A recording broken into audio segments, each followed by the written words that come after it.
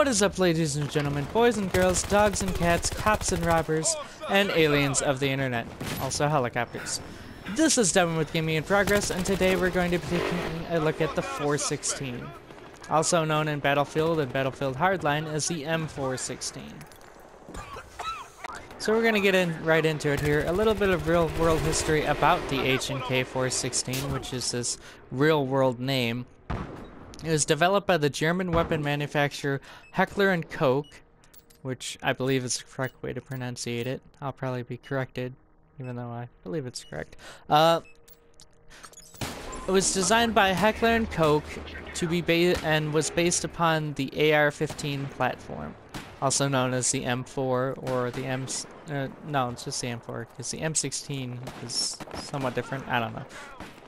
It's hard to tell. Anyway, it was designed under the contract of the U.S. military during the Future Soldier program, or Future Soldier Weapon program, something like that. I don't remember the exact name for it, but this program produced several other rifles besides the 416, one of which being the far less popular and never went into production XM8, which was also designed by Heckler & Koch, as well as the FN Scar L and the FN Scar H, and I believe there was one other in there, but I don't remember.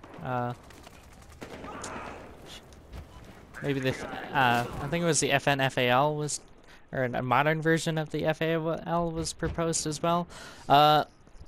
Anyway, so that's kind of a little bit of real-world history about how it came to be. We're gonna do a little bit of gameplay here real quick and talk about how I feel it should be set up, and then we're gonna take a look at the stats. Now I'm gonna have to I'm gonna have to insert the stats as an image once again, so I apologize for that, but as you probably know, I don't have the best setup for editing right now, but I will be working on that. Anyway, the way I have it set up, and the way I find it's best set up, so far at least, is the same way Level Cap actually has his M16A3 that he recently did for Battlefield 4 setup. And that's with a heavy barrel, which doesn't reduce accuracy in this game, which was really nice. It's a very nice improvement in my opinion. Stubby grip, holographic sight, which I don't think he has that. And then I also have a red dot, or a red laser, sorry, as well. And the red laser I find to be useful on a lot of guns in this game, simply because you're going to be dealing with a lot of close quarters engagement, and they don't really seem to have the PEC box with the light and laser. You either get one or the other in this game. That's fine, I suppose. I'd really like to see it come back, though. I found that to be one of the more useful attachments in the game. So anyway, so that's what I've been kind of running with it. I did take the time to completely unlock all the attachment types, because you unlock them in different tiers. You unlock optics first, then it's muzzle brakes, then it's then I believe it's grips, and then I think magazines or something. But I did take the time to unlock access to everything here, as you can see.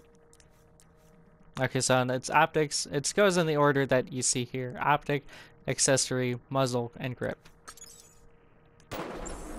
So it did take me quite a while to do this, actually, simply because you can only access this gun on the police side until you get 300 kills with it. Then you get the weapons license, like with all guns, and you can access it on either side, cops or robbers. That's something I would highly recommend unlocking. I plan to unlock it for the 416, as I find myself favoring this weapon when I'm playing the operator class. As for equipment, right now I'm just running med pack. I have a grappling hook right now. That was actually from when I was playing heists earlier. I'd recommend defibrillators, which would be usually the best for playing the operator because it's basically the medic, and also a medic bag. The kind of play style you want to go play with this gun is the same type of run and gun type, but you have a little bit more range, actually quite a bit more range I'd say with this than the V10. Even with the heavy barrel, the V10 has less range than a full-length assault rifle. And the V10 actually, a little side note, is actually fairly well with the heavy barrel, so I would definitely try that as well for those of you coming from the V10 video. As you can see here, we're kind of getting decimated in this game.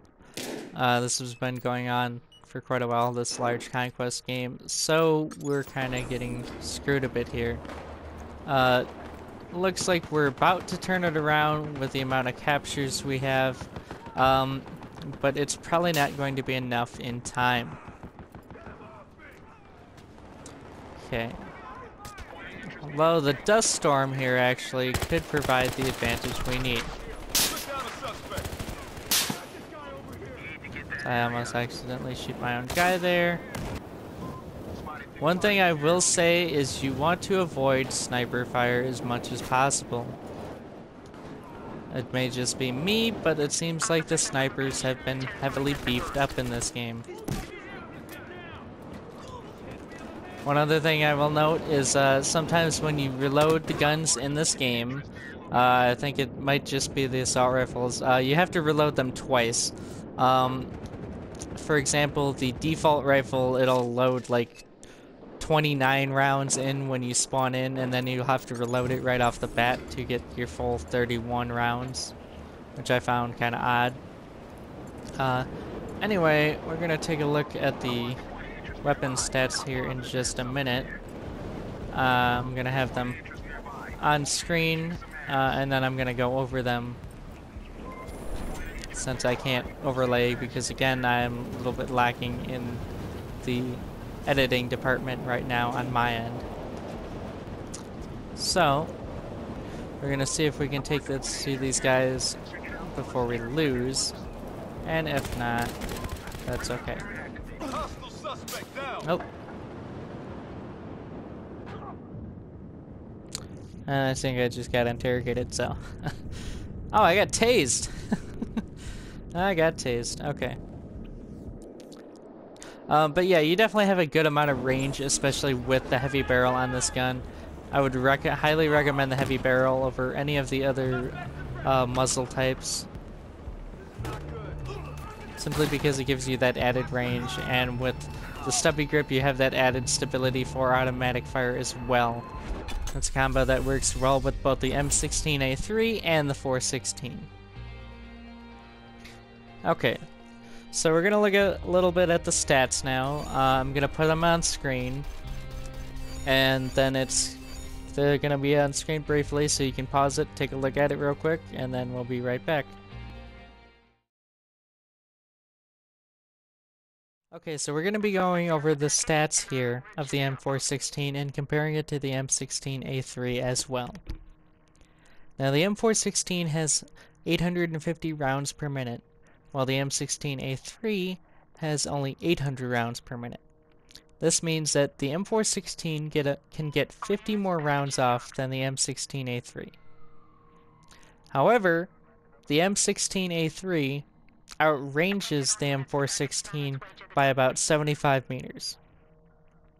Both guns have the same maximum and minimum damage and the same drop-off start and end points. Both clocking in at 28 maximum damage, 18 minimum, 40 for start drop-off, and 60 meters for end drop-off.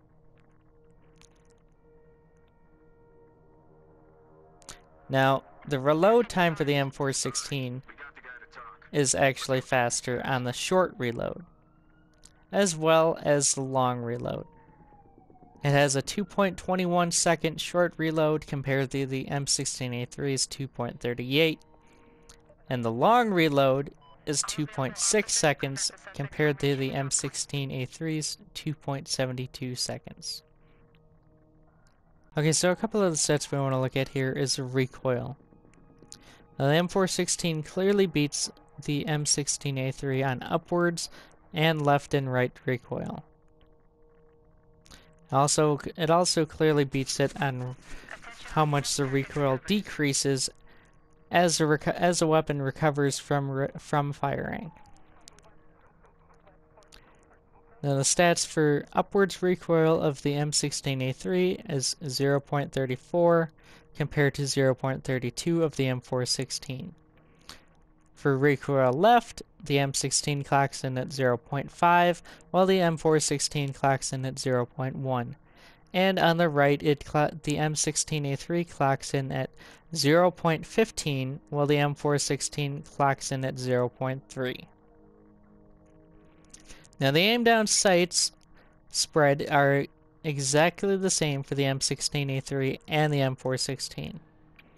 However, your hipfire spread is slightly different. Your hipfire is 2.5 for prone, and it's 2 for the M416. Now, as you fire the M416, your bullet speed will increase about 0.098% compared to the M16's 0.104. Now, that's pretty much it for the stats here. And you should keep in mind that these are the stats for the beta only, and they are subject to change. Now, as you can see, as I was going over the stats, I got kicked because it was inactive. But anyway, that kind of covers it. The M416 is pretty comparable to the M16A3 in my opinion. They're both excellent weapons in both Battlefield 3, 4, and Hardline. However, I would recommend the M416 over the M16A3, at least for the beta, given the close quarters environments. You want those extra rounds per minute. As you can see here, I'm playing the criminals, so I can no longer access the M416. And that is another thing I would recommend as well.